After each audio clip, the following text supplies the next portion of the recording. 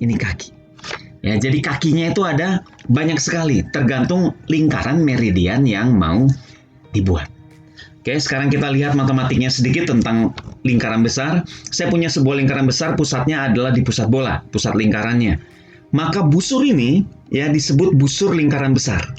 Kalau kita cuma ambil sepotong busur dari titik ini ke titik ini adalah busur lingkaran besar.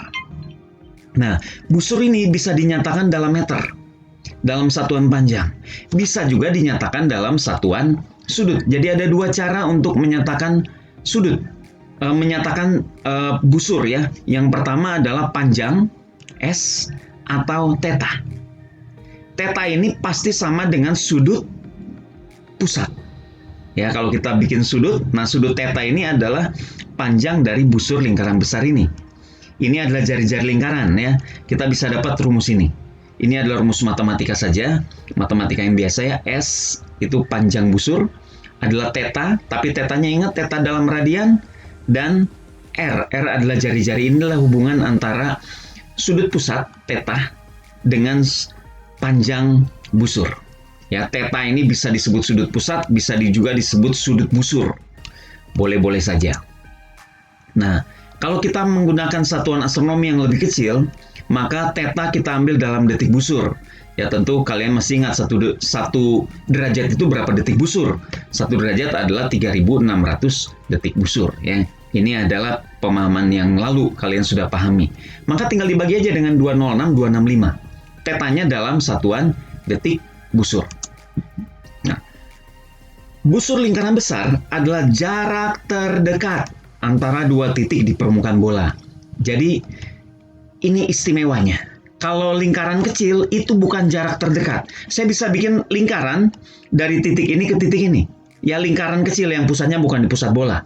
Nah, lingkaran kecil itu pasti lebih jauh daripada lingkaran besar ini, busur lingkaran besar.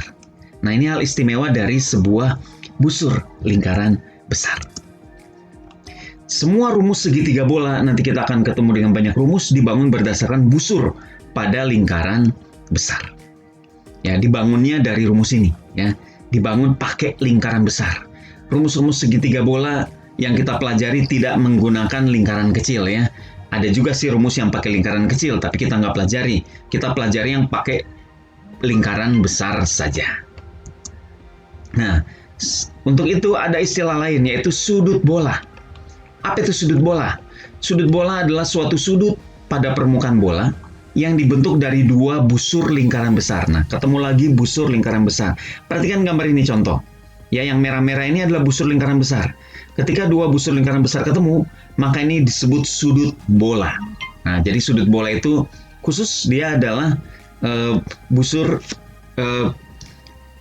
sudut yang dibentuk dari dua busur dari lingkaran besar. Ya, bisa yang ini, bisa yang ini. Yang penting dia lingkaran besar aja.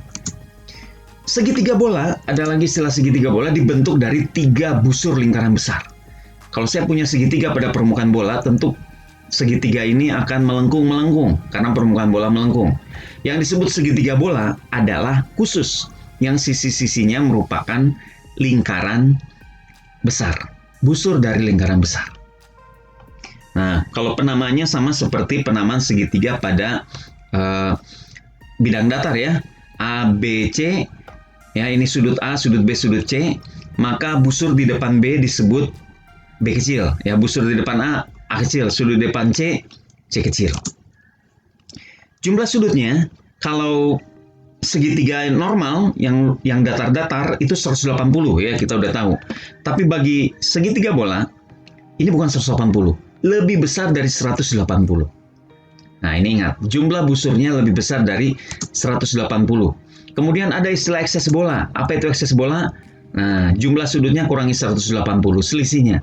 Ini disebut ekses bola. Apa gunanya ekses bola?